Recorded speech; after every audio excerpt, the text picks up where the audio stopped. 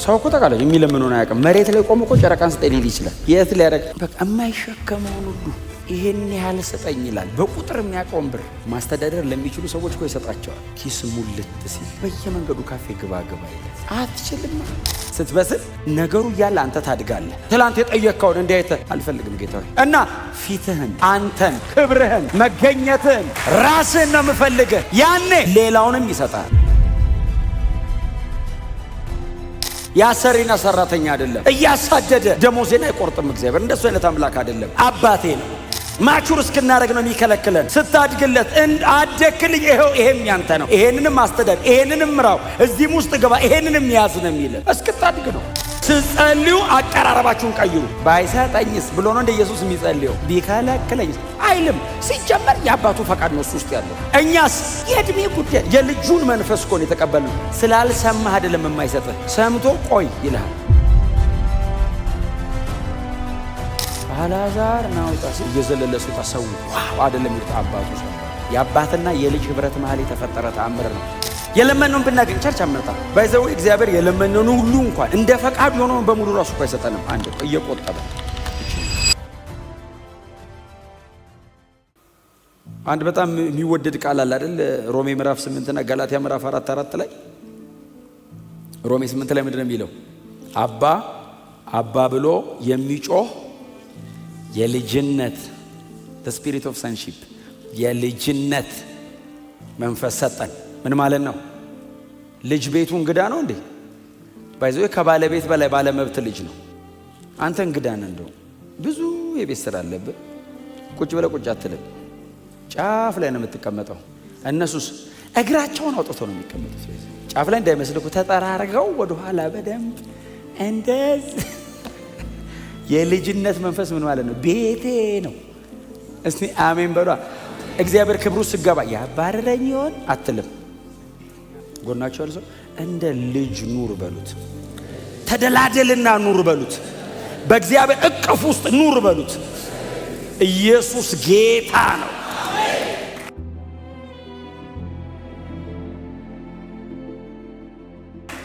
እቅፍ ውስጥ አይ እግዚአብሔር መገኘት ውስጥ የእግዚአብሔር ልብ ለእኔ የአባት ነው። ያሰሪና ሰራተኛ አይደለም። እያሳደደ ደሞዜን አይቆርጥም እግዚአብሔር። እንደሱ አይነት አምላክ አይደለም።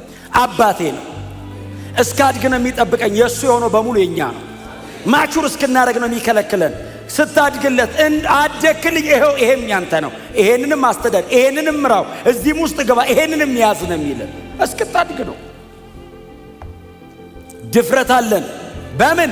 በክርስቶስ ኢየሱስ በኩል። እንዴት? አባ አባት ብሎ የሚጮህ የልጅነት መንፈስ ነው የተሰጠን።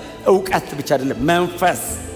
አየ ልጅ ነህ የሚል እውቀት ብቻ አይደለም፣ ስፒሪት ውስጣ ቦርናጌን የተወለደ መንፈስ ውስጥ አለ። ተወልደህ ነው የምታውቀው። ተነግሮ ብቻ አይደለም፣ ተወልደህ ነው።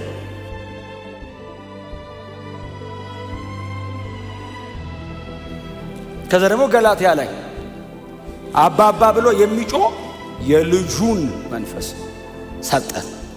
የልጅነት ሰጠኝ። ቀጥሎ የልጁ ምን ማለት ነው? ኢየሱስ አባ ያለበት ማለት ነው። አሁን አንተ ቆመ አባት ሆይ ስትል ኢየሱስ ባለበት መጠን ነው የሚሰማ። ኢየሱስን እንደሚሰማው ነው የሚሰማ። የልጁን መንፈስ። ስለዚህ ስትጸልዩ አቀራረባችሁን ቀይሩ። ባይሰጠኝስ ብሎ ነው እንደ ኢየሱስ የሚጸልየው። ቢከለክለኝስ አይልም። ሲጀመር የአባቱ ፈቃድ ነው እሱ ውስጥ ያለው። እኛስ የእድሜ ጉዳይ የልጁን መንፈስ እኮ ነው የተቀበልነው። ስላልሰማህ አይደለም የማይሰጥህ፣ ሰምቶ ቆይ ይልሃል። ቆይ እግዚአብሔር ሆይን ትዝቅ ታባክናለህ ብዬ ብነግረው አሁን ልጄ ላይ ያውቅቻ ምንድነው ማባከን? ዳድ ማባከንን ሳስረዳ ማባከንን እያስረዳው ደግሞ ሌላ ነገር ይጠይቀኛል።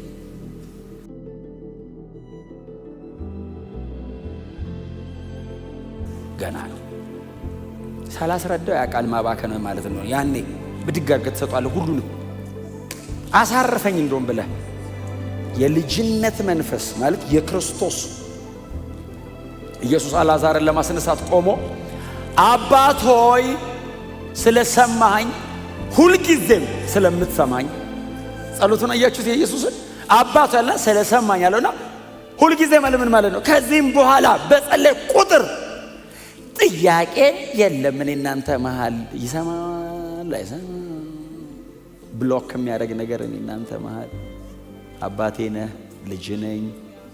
በማንኛውም አጋጣሚ እኔን መስማት ነው የምትፈልገው፣ ከኔ ጋር ማውራት ነው ደስ የሚል። መሬት ላይ ኢየሱስ ጋር አብ ቶሎ ቶሎ የተመላለሰው ማንም ጋር መጥቶ አያውቅም። ፈሪሳውያን ጋር አይመጣም፣ ሰዱቃውያን ጋር አይመጣም። የኢየሩሳሌም ጉባኤ በጣም ትልቅ ነው ብሎ አይመጣም። ኢየሱስ አባ ካለው አቤት። ያ መንፈስ ነው የተሰጠ። አባ ስትል አቤት።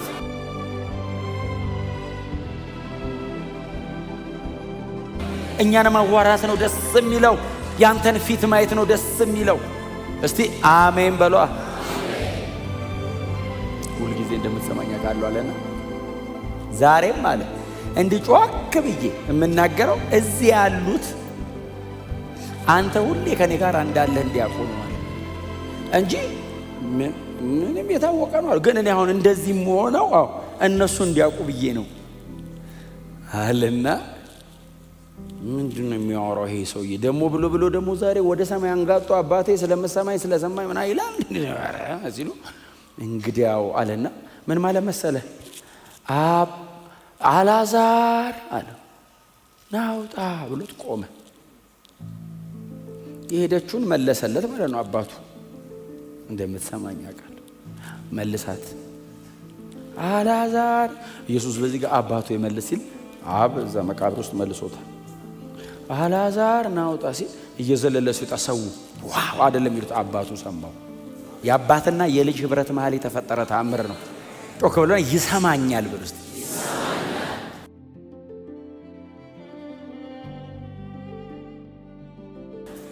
ይሄ መብት በጌታ በመሆን ብቻ ነው የሚገኘው። ማንም ስለሆንክ አይሰማም። በክርስቶስ ኢየሱስ ከሆንክ ብቻ ነው የሚሰማ። ወደ ጎን ማንም ከማንም ጋር ሊሰማማ ይችላል። ወደ ላይ ግን ሰማይን አቋርጦ መሄድ የሚችለው የኢየሱስ ስም ላይ ያለ ኃይል ብቻ ነው።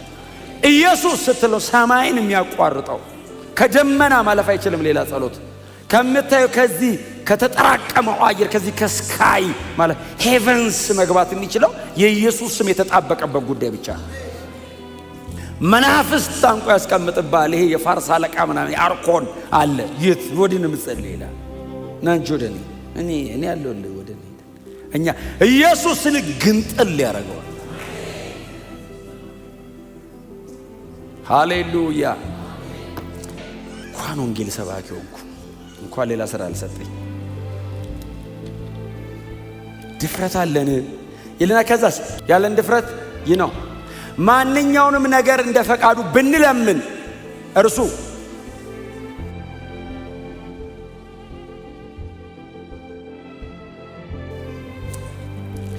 እንደ ፈቃዱ የሚል መሃል ላይ ባይኖር ጥሩ ነበር አይደል? ማንኛውንም ነገር ብንለምን ይሰማናል ቢሆን ተያይዘን ማለቃችን ነበር። ተቀላለ የምንጠይቀውን አናቅማኛ እንትኑን ማምጣ እንትኑ ወጥመድ ነው። በዚህ ምን ለምነው ወጥመድ መግደያ መሞች መርዝ እግዚአብሔር ስጠኝ እባክህ። አረ መርዝን እባክህ አንዴ ልቅመሰው ትሞታለህ። ማለቃችን እንደ ፈቃዱ እንኳን ኖረ። ብዙ ሰው እንደ ፈቃዱ የሚለው ባይኖር ደስ ስለሚለው ያረ ምን እግዚአብሔር ለምን ያስጨንቀኛል? አስጨንቆ አይደለም አዛረ እንዴ ማንገናኝም ባይዘው የለመነውን ብናገኝ ቸርች አመጣ ቸርች አንመጣ ባይዘው እግዚአብሔር የለመነውን ሁሉ እንኳን እንደ ፈቃዱ ሆኖ በሙሉ ራሱ እኮ አይሰጠንም። አንድ እየቆጠበ እቺንካ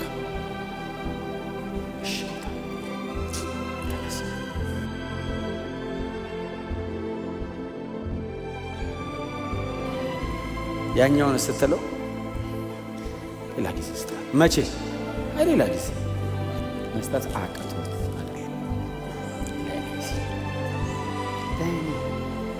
እኔ በህይወት እንድኖር ቀጥሎ አብሬው እንድኖር ቢሰጠኝ አልመጣም። አንሶ እግዚአብሔር እንካ ሰው እኮ ተቃለ የሚለምነውን አያውቅም። መሬት ላይ ቆሞ እኮ ጨረቃን ስጠኝ ሊል ይችላል። የት ሊያደርግ በቃ የማይሸከመውን ሁሉ ይሄን ያህል ስጠኝ ይላል። በቁጥር የሚያውቀውን ብር ማስተዳደር ለሚችሉ ሰዎች እኮ ይሰጣቸዋል። ምንም አይመስላቸውም። ያንን ያክል ነገር እያስተዳደሩ ኖርማል ናቸው። ኖርማል ምንም ወሬያቸው አፋቸው ማሉሉ አይገባም። አንዳንዴስ ኪስ ሙልት ሲል በየመንገዱ ካፌ ግባ ይላል። አትችልም።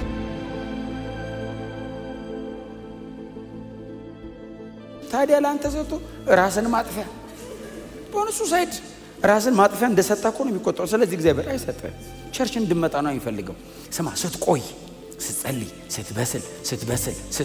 ስትበስል ነገሩ እያለ አንተ ታድጋለህ። አንተ ታድግና ትላንት የጠየቅከውን እንዲያይተ አልፈልግም ጌታ ሆይ እና ፊትህን፣ አንተን፣ ክብርህን፣ መገኘትህን፣ ራስህን ነው የምፈልግህ፣ ህልውናህን ትሏል። ያኔ ሌላውንም ይሰጣል። መጽሐፍ እንደሱ የሚል ልጁን ከሰጠን ሌላውን እንዴት ልጁን የመፈለግ አፒታይት ላይ ስትደርስ ሌላውን ይሰጣል። ልጁን ጋርዶብህ ግን ሌላ አይሰጥም። ለምን? ስለሚወድ።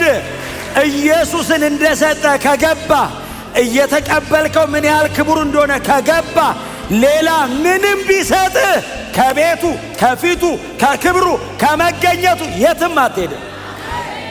ቅደም ተከተላለሁ። ምን እንደሰጠው መጀመሪያ ወቅ ይላል።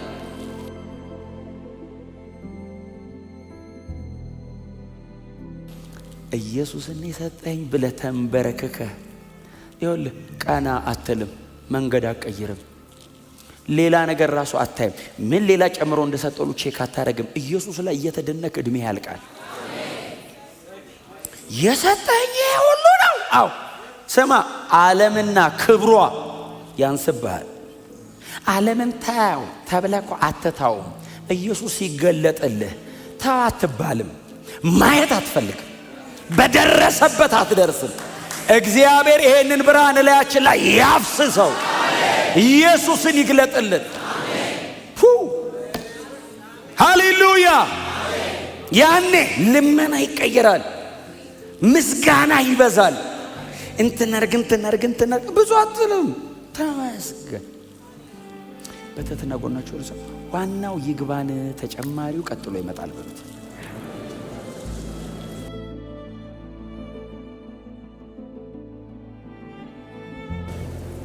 ስለዚህ ምንድነው የሚለው? ጸሎቱ ምንድነው የሚለው? እንደ በጎ ፈቃዱ ምትሏን ጨምረን እንድናነባት። ማንኛውንም ነገር እንደ ፈቃዱ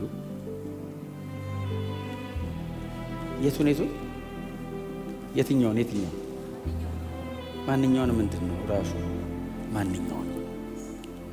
ስለዚህ ስትጸልይ ማንኛውንም ጸሎት ስትጸልይ እንደ ፈቃዱ። ስለዚህ እግዚአብሔር ለሰው ማንኛውንም ነገር መስጠት ፈቃደኛ ነው። ማንኛውንም ነገር መስጠት ይችላል።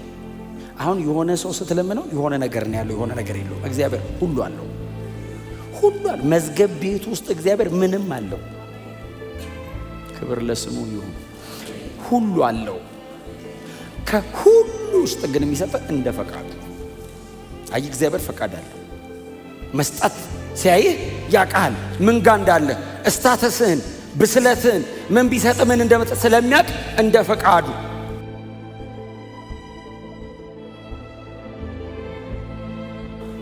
እግዚአብሔር ሆይ ብለህ በክርስቶስ ኢየሱስ በኩል እንደ ቅዱስ ቃሉ ስትለምነው ይሰጣል። ትርጉሙ እሱ ነው። የክፍሉ ትርጉም፣ የቴክስቱ ትርጉም እንደሱ። እንደ ፈቃዱ ማለት እግዚአብሔሩ ምንድነው ፈቃድ ብለን እንጠይቀው ማለት ብቻ አይደለም። ኦፍ ኮርስ እንጠይቃለን እንደሱ። ግን ቃሉ ትክክለኛ ቃሉ የሚለው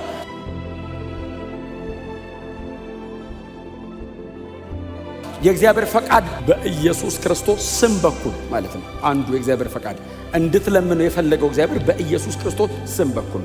ሁለተኛ እንደ ቅዱስ ቃሉ የሆነ ነገር እንድትለምነው ነው የፈለገው። አሜን ነው። እንደ ፈቃዱ የሚለው በኢየሱስ ስም በኩል እንደ ቃሉ የሆነ ጸሎት። አንዳንድ ጸሎቶቻችንን እግዚአብሔር ምናልባት ለምን አልመለሰም ብለን